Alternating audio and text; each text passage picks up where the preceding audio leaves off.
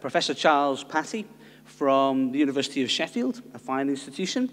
And Charles is actually the director of the QSTEP Centre there. The QSTEP initiative was one of the things that Emily referred to as being an attempt to actually address some of these shortcomings in social science. Charles is an expert in political geography, and I'm going to ask you just to give him a very warm welcome. Thank you, Charles.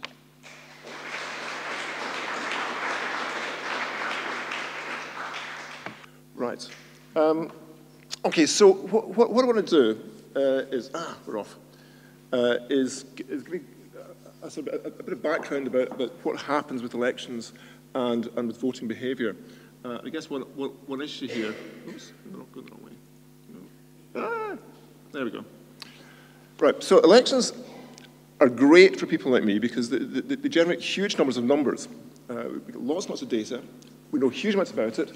And people take an interest, unless it's the PCC, in which case the police commissioners, in which case nobody gives a flying one. Nobody really cares. But apart from that, people are interested in elections. Things people pay attention, and data gets generated.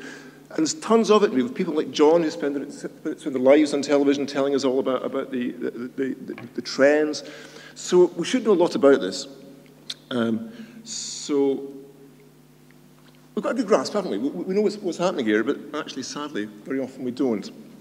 What I want to try and do is try and give you some examples from a huge list of possible examples, but just a few examples of ways in which we can get it wrong when we're thinking statistically about elections. What we do is try and give you examples from elections generally, and I'll try and tie it back to the independence vote, and hopefully that'll give us an idea. So how might we be misled? Well, a variety of ways of going. I'm going to look at four different things, four different ways of being misled. One I'm going to call mind the visuals. I'm a geographer by training. There are plenty of examples out there of cartographic mapping representations of data, which at best are exuberant, at worst are illiterate, and which just mislead. Classically, we can get our correlations wrong. We can run into all sorts of problems of association when we're trying to link variables together, link things together. And I'll look at an example of ecological fallacy, for instance. What we call miracles in the Marmite. Great stuff, Marmite, miraculous material. Our capacity to see what we want to see and not what's actually there. I'll give some examples of that. And paradoxically, in a sense, believing the stats too much. We can be a bit too over-exuberant about our stats. All right, so let's start out with the visuals. Very simple idea here. A great way of getting over Emily's math phobia is to show things graphically in some sort of figurative way. People taking pictures much more quickly than taking numbers. So good graphical presentation can be quite effective, as we all know. However, bad graphs, bad maps can actually make things much worse. Can actually distort. I'm going to steal an example here from an American physicist, a chap called Mark Newman at Michigan, who's got an interest in US presidential elections. He's got a fantastic website if anyone's interested, where he maps US election results. So here's the continental USA in 2012. So we've got a very simple map. Red states, the Republican states, where Mitt Romney won the 2012 presidential election. The blue states, the Democrat states, where Barack Obama was the winner. And those maps get reproduced time and time again. And it's a simple win-lose sort of a split. Of course, it's a very obvious distortion here. Just looking at the map, you can see what the distortion is. We all know that Mitt Romney lost, Barack Obama won that election, but just eyeballing the map, the visual impression is kind of odd. There are more red states than blue states. There's more red surface area than blue surface area. It looks as though Romney won. Why is that? Well, it's very obvious. It doesn't take much to work this out. It's partly because in the central US, in the Midwest, the mountain states and so forth, we have huge, huge areas with almost nobody there. I think in for instance, in North Dakota, there are about maybe 10 people and a couple of tractors, and not much else. So it's with vast areas with very small populations. And that will create a distortion. Of course, if those areas are the areas that are voting Republican, it makes the Republicans look bigger than they actually are. But there's a subtler distortion going on here too. This is, I'll try and persuade you, this feeds into a dominant story about US politics, which is a story of polarization, of red state versus blue state, of a country divided within itself, both socially, politically, and geographically. As I'll try and show that's the case. So how can we fix this? Well, one obvious fix is to distort our map a bit and present it with the states distorted by population size. So we can see, for instance, if the laser's gone as well. Oh dear. The amount of states vanishing in size, we've become much, much smaller. New York suddenly looming up much larger. California looming up much larger. And now we're in a world where Obama is actually looking much more like a winner. That looks quite much closer to the actual result. However, we still have this kind of interesting polarization effect, the red state, blue state effect. And it looks as though America is a country split quite sharply in two. So is that the case? Well, really it isn't, because of course the states themselves are very big, and there's substantial variation, particularly within states. So Mark Newman goes on and he heroically maps the presidential result in every single county across the USA. So we can get into much finer geography. But oops, oh dear, this actually makes the red state, blue state thing look even worse. There's an even bigger distortion here, making Romney look remarkably popular and Obama look remarkably unpopular in an election that Romney lost. And of course, the reason again is that the big counties are the rural counties, where the Republicans did well. The small counties, in spatial terms, are the urban counties where the Democrats tend to do well. So we can distort that a bit further. It's great, look at this, it's wonderful stuff. We're looking at the counties now by population, so we're now stretching the country, rather. With the Lace Doyley effect, I guess we could see. Of course, within each of those counties, it's not 100%, so voters don't go, we're all Republican, we're all Democrats. People split within the counties themselves, so we can start to have gradations. So let's mess around with some colour schemes. So the bluer it is, the better the Democrats are doing. The redder it is, the better the Republicans are doing. But you can see across much of the continental USA, it's actually not so much 50 shades of grey as 50 shades of purple. So that we're getting away from this metaphor of red state, blue state. It's looking much messier. And of course, if we distort that by population, suddenly we've got a much messier map, in some ways a much more realistic map of the real state of party competition across the USA. It looks like the sort of thing you might find on an Edinburgh pavement later in the evening. We've seen this close to home. The day after the election, after the referendum, the Daily Telegraph published this fantastic map which shows why the Yes campaign was obviously so demoralised on the day after the result came out, because the vast majority of Scotland clearly voted no. Well, not quite. We all know that's not true. We can slightly better effort on the Paul Jog Now website, where they try to do one of those maps showing colour gradation.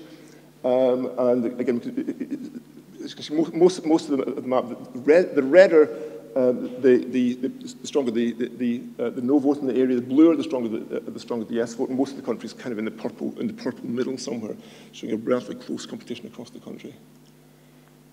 Better yet, let's have a cartograms about my ex-colleague Ben Hennig, who's now at Oxford, doing these cartograms. If anyone's interested, there's a slight glitch here. The one on the right is the actual vote, and we're going from the blue areas where yes was at its strongest to the red areas where no was at its strongest, distorted by population size. So like Glasgow, Dundee, etc., start to loom much larger than the Highlands, the islands, looming much smaller. So we can get some better fixes on how things look by being a bit smarter about how we show this. All right, so correlations. We can get it wrong by mistaking our correlations.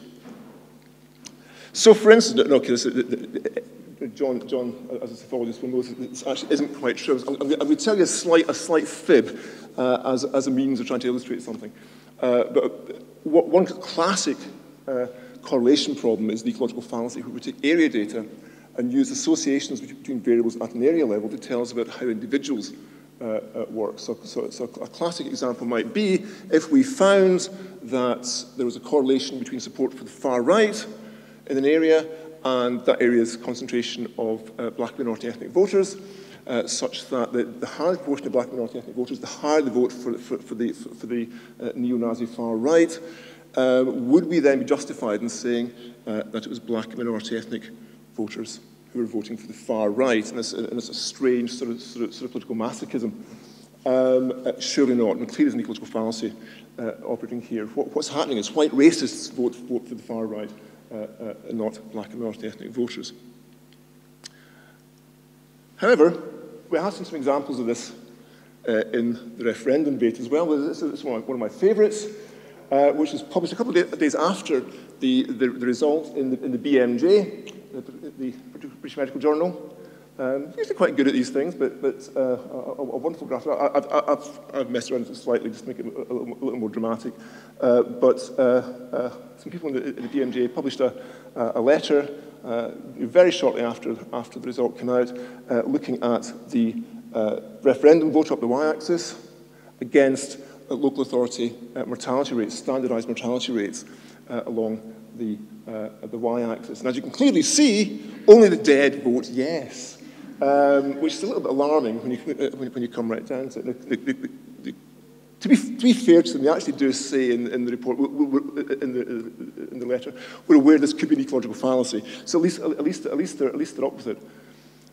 So is it dead to vote yes, or is yes voting a symptom of some terrible illness, and of course you know as well as I do what's really going on here.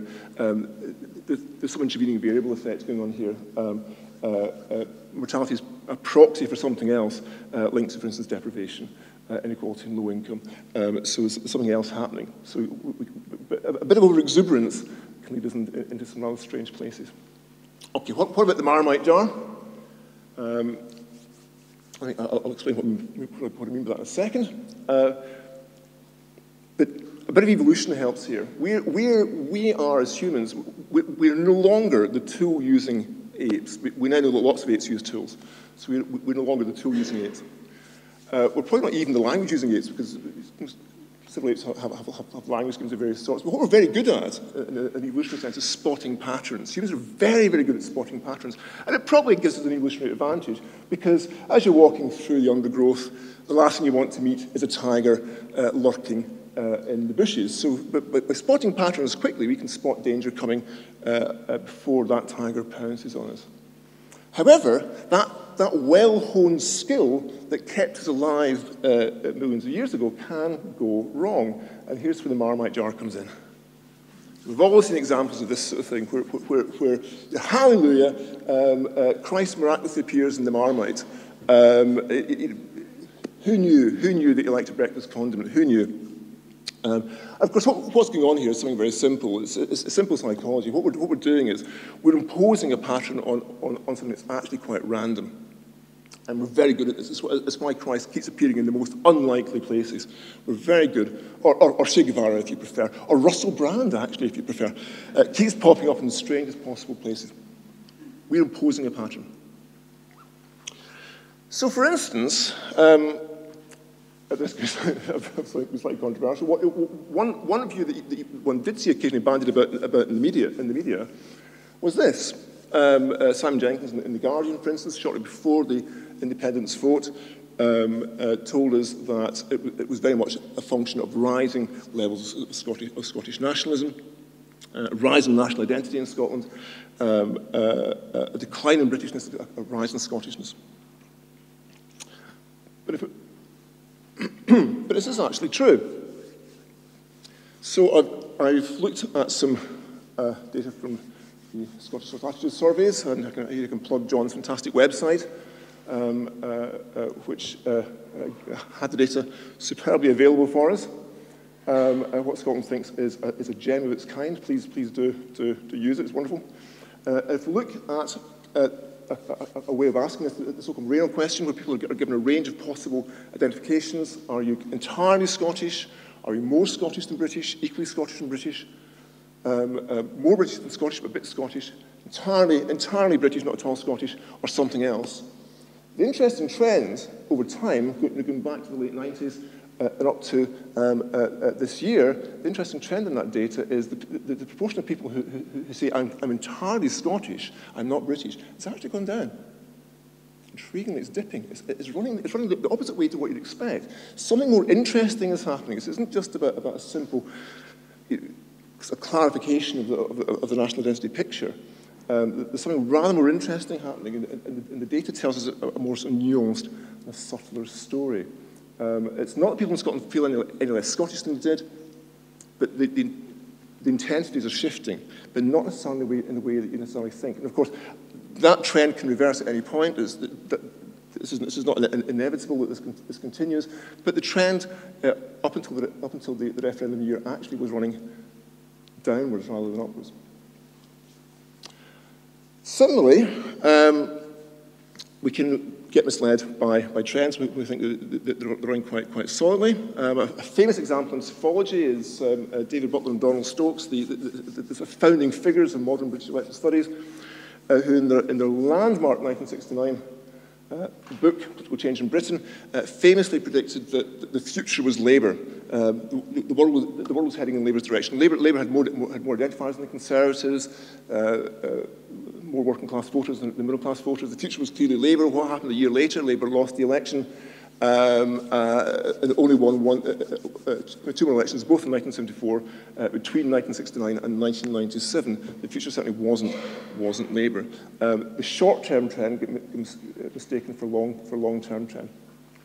And we might, here I go into the world of wild speculation, but we might see something kind of similar here. So one of the stats that one often saw bandied about, and survey after survey showed this during the independence vote, was that young voters were the absolute bedrock of yes voting, and it was the oldsters who were voting no.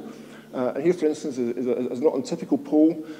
This one from Lord Ashcroft's company on the day after the election. And you can see there's this is the yes vote. You can see it's declining more or less as you go from the youngest to the oldest voters. That's one of the stories there we could talk about, but we don't have time.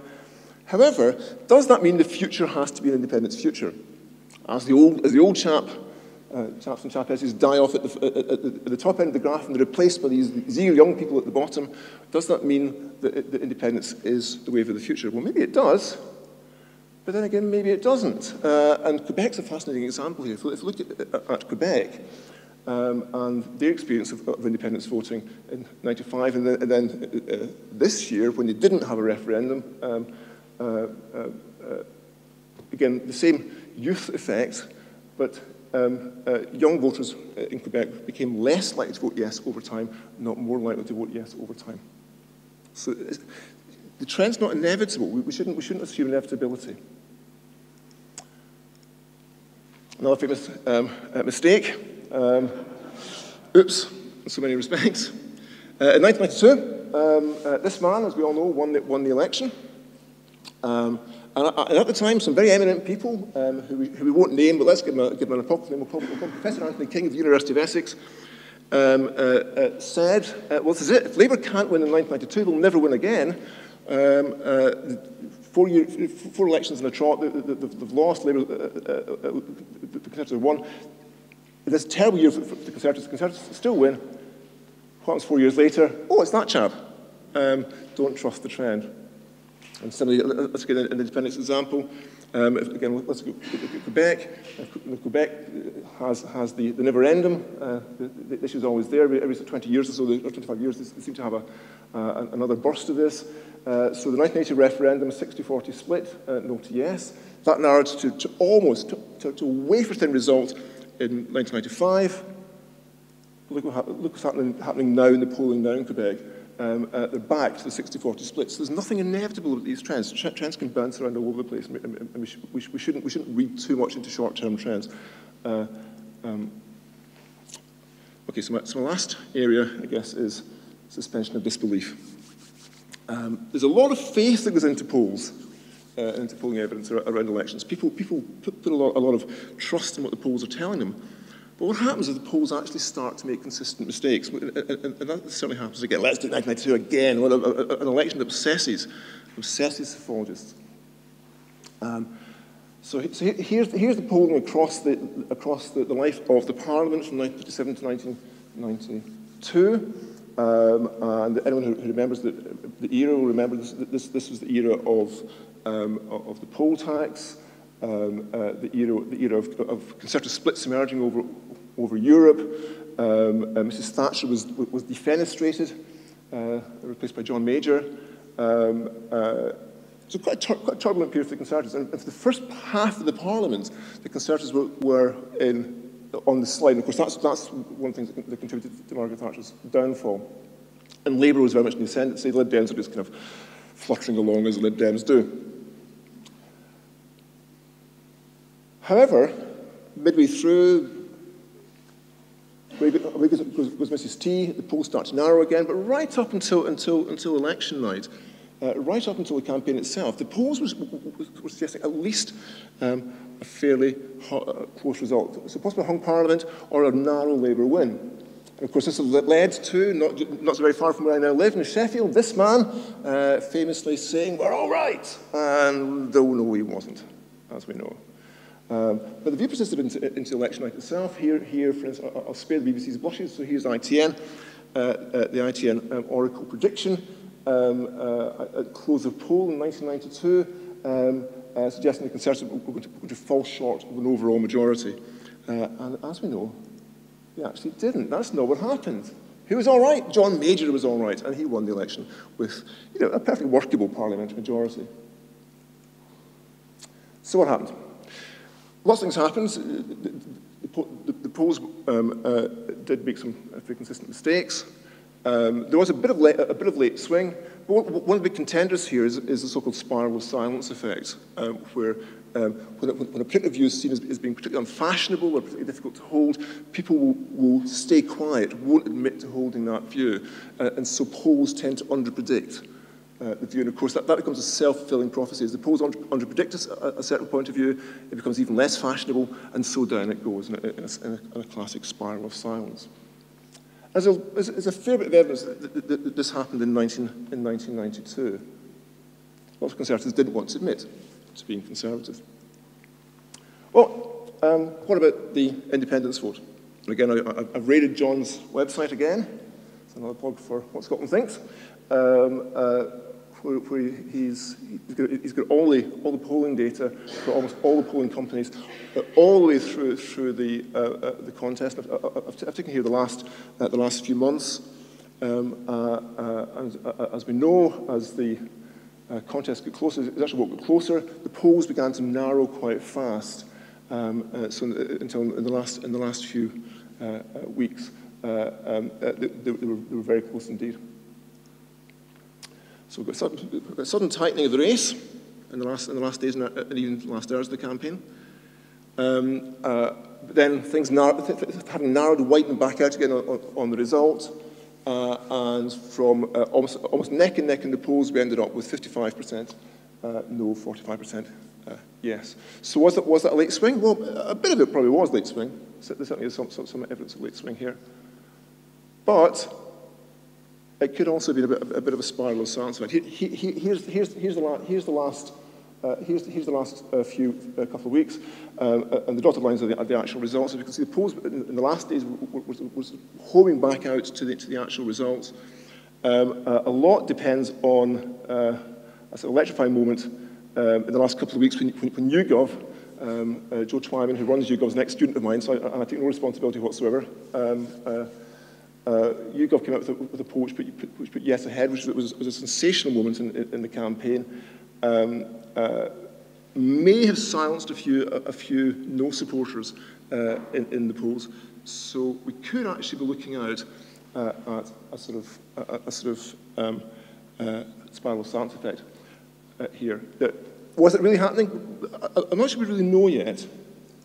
However, some very interesting work by Steve Fisher of Oxford University, which again, I'm going to plug John's website, is blogged on John's website, should you want to follow this. And Steve has looked at constitutional referendums in the UK and more extensively.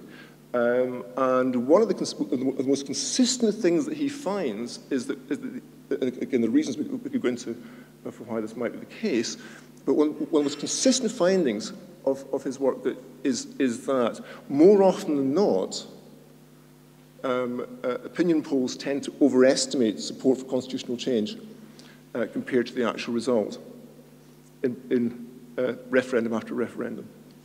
And it looks a bit as though the Scottish referendum just completed fell into that into the same process.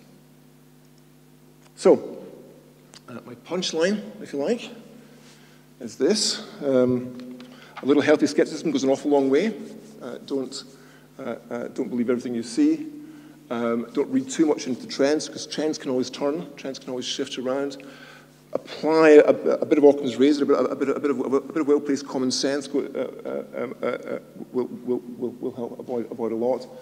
And if you like, the price, if you like, of good statistical analysis is eternal vigilance. Don't get too carried away by what you see. Okay, watch out for the Marmite. Right, thank you.